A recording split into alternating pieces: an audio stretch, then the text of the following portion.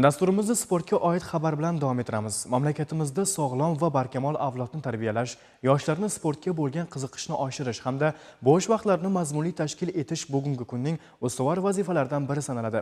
Ayni shu maqsadda qizlar o'rtasida Maktabgacha va maktab ta'limi vaziri kubogi futbol musobaqasi tashkil etildi.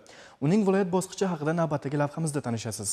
Yurtimizda jismoniy tarbiya va sportni ommalashtirish davlatimiz siyosatining muhim yo'nalishlaridan biri etib belgilangan. Chindan ham sportning aholi ayniqsa yosh avlodni salomatligini mustahkamlash, sog'lom va barkamol etib tarbiyalashda o'rni katta. Maktabgacha va maktab ta'limi vazirligi tashabbusi bilan futbol bo'yicha qizlar o'rtasida vazir kubogi musobaqasining o'tkazilishi ham fikrimizga dalildir. Viloyatimizda mazkur musobaqaning shahar-tuman bosqichlariga 12 ming nafardan ziyod umumta'lim maktablarda 7-11 sinflarda tahsil olayotgan qizlar qamrab olindi. Namangan tumanidagi 30-sonli umumiy o'rta ta'lim maktabda tashkil etilgan tadbirning viloyat bosqichi tantanali ravishda start oldi. Unda vazirlik mas'ullari, maktabgacha va maktab ta'limi boshqarmasi, tuman hokimligi, sport boshqarmasi vakillari ishtirok etib, yoshlarga omad va muvaffaqiyat tiladilar. Bellashuvlarda viloyatning shahar va tumanlaridan kelgan 14 ta jamoada 224 nafar qizlar to'p surdilar. O'yinlar murosasiz kurashlarga boy tarzda o'tdi. Yosh futbolchi qizlar har bir uchrashuvda tezkorligi va taktik mahorati, jamoaviy hamjihatligini amalda namoyish etishdi. Joriy yilning fevral oyida Maktabgacha maktab ta'limi vazirini vazir kubogi Namangan viloyatimizda ham barcha tuman shahar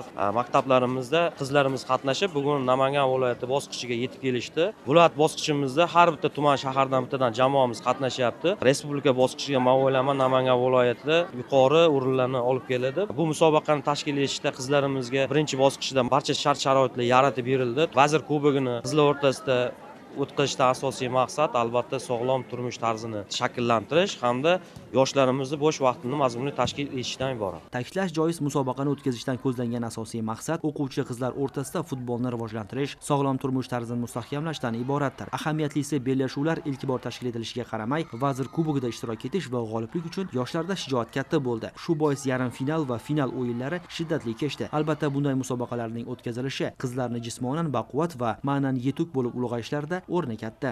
Qizlar o'rtasida futbol bo'yicha vazir kubogi musobaqasiga biz Yangiqo'rg'on tumani 42-sonli maktabning Lochilar jamoasi nomidan keldik. Jamoamizda 10 dan ortiq qizlar ishtirok etmoqda. O'yinlar juda ham qiziqarli tarzda bormoqda. Viloyat bosqichigacha bo'lgan tumandagi o'yinlarimiz ham juda ham qiziqarli bo'ldi.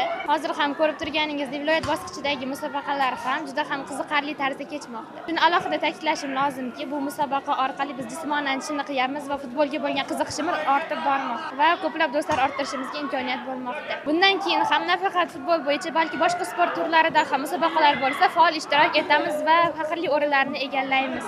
Musobaqaning yakuniy natijalariga ko'ra, 3-o'rin Namangan shahridagi 3-sonli umumiy o'rta ta'lim maktabining Namangan Lochilari, 2-o'rin Uchqo'rg'on tumanidagi 26-sonli umumiy o'rta ta'lim maktabining Kelajak, faxrli 1-o'rin esa Namangan tumanidagi 30-sonli umumiy o'rta ta'lim maktabining Kelajak avlod qizlari jamoasiga nasib etdi. Yakunda g'olib va sovrindorlarga viloyat maktabgacha va maktab ta'limi boshqarmasining diplom va qimmatbaho sovg'alari topshirildi. Faxrli o'rinni qo'lga kiritgan jamoa joriy yilning 24-30 mart kunlari Surxondaryo viloyatida bo'lib o'tadigan respublika bosqichida viloyat sharafini himoya qiladi.